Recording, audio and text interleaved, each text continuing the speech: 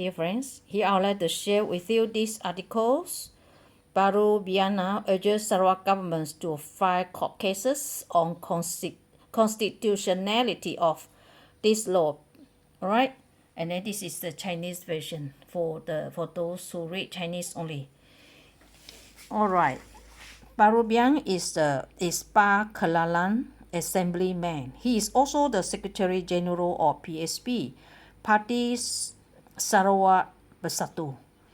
Alright, so urge Sarawak government to bring to court to test the validity of PDA 74, Continental Shelf Act 66, 1966, and Territorial Act 2012. Alright, to see if it is constitutional or not. So these laws, this said law has never been challenged in any Malaysian court so far. So it is ostensibly valid and operative for all intents and purposes, according to Baru Bian. Baru Bian or BB have the opinions that these said laws are unconstitutional. We all, the majority of the Sarawakians who are aware of this, agree with him. So GPS government is urged to challenge the constitutionality of these laws, because only this government has the local standing for the wants them to return what belongs to Sarawak, all for the benefits of Sarawakian. BB said in a statement on 60th Malaysia Day. The Borneo state joined Malaya to form secular Malaysia. I agree with Baru Bian's BB's completely that Sarawakians feel uneasy and unhappy. I think in despair to see the rise of extremism and intolerance in Malaya, as it will affect Sarawak and Sabah in the course of time. So there is an increasing large number of Muslims who wants to replace secular constitutional with constitutional democracy with Sharia law. They weaponize this issue like race, religion, and royalty.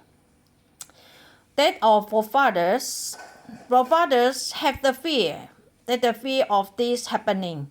So they have that during the time of discussion for the formation of Malaysia, they placed this religion the first point in the 18 points. So they have the wisdom and out of respect for the multiracial populations so they insist on not having an official religion in Sarawak. So BB called on the federal government to stand firm against this green wave to end the possibility of creating Taliban state in Malaysia.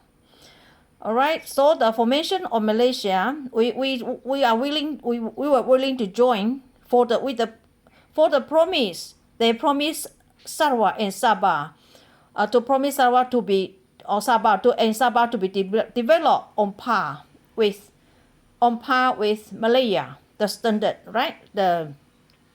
To become the developed nations like Malaya. The founding fathers of Malaysia, Tunku Abdul Rahman, mentioned one of the main principal objectives of Malaysia is to further economic development of the Borneo territories, to raise their standards of living and their technical skills. This is to form the firm basis for accelerated economic growth, so as to narrow the gap between Sarawak and Malaya. But this did not happen. So much to our disappointments and fury. So we're left far behind Malaya. So we know that in every respect we are far behind Malaya. Actually, from my viewpoint, they oppress and suppress us on purpose. Based on the federal allocation, they only give us 4 to 5% since time immemorial, and 87 or more percent the federal allocation is on Malaya. So BB call for more annual allocations.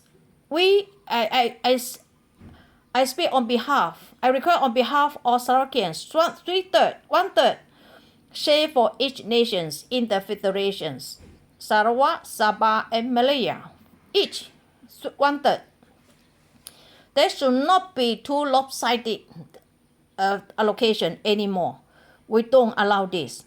So these are BB also quote this constitutional law expert emeritus Professor Dr. Shah Salim opinions that Sarawak rights, religion, immigration, education, citizenship, financial permission, provision, judiciary, the special position of indigenous people are partly overlooked or possibly breached. I say, to me, is badly breached.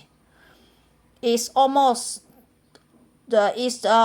totally overlooked. So BB is hardened that Borneo states are now is demanding for our rights to be respected. So Deputy Prime Minister Fadila Sarawakian is tasked to resolve our outstanding matters under MS 63. So as he want to see that these said issues to be settled immediately.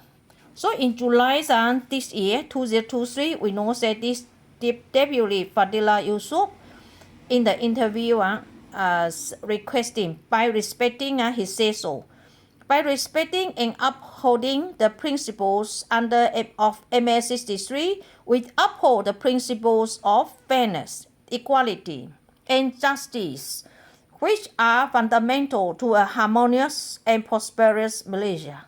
If you can't do it, you cannot expect the relationship to continue. They will break out sooner or later. So he asked for them to realize it without further delay. BB say the promises of Borneanization and non-interference in relation to the freedom of religion, like for example Allah issue. We can use Allah freely in Sarawak, in Sabah. Don't restrict us. So it called for infrastructure, education, health point, part of the home ministry's functions, identity cards, for example, to be devoted fully and or partially to Sarawak. So these school syllabuses to be decided by Sarawak to our interest and background. Not that there should not be any more remote control. Remote taxes alien to us. So often mentioned the dilapidated school, dropping standard, substandard textbooks, lack of teachers, school facilities, especially in rural areas. And then we have been calling them to improve for ages.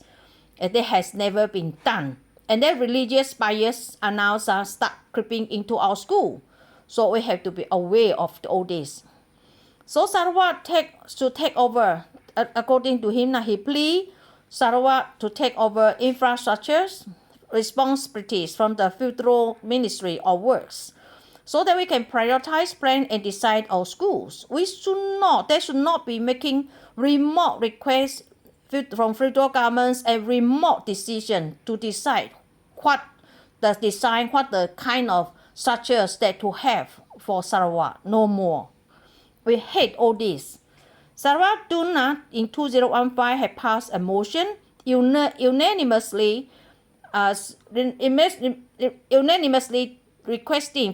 demanding Putrajaya to implement rights under MS 63, mandating Sarawak governments to review all federal legislations, including amend or repeal laws, to protect state rights to its natural resources. Thank you.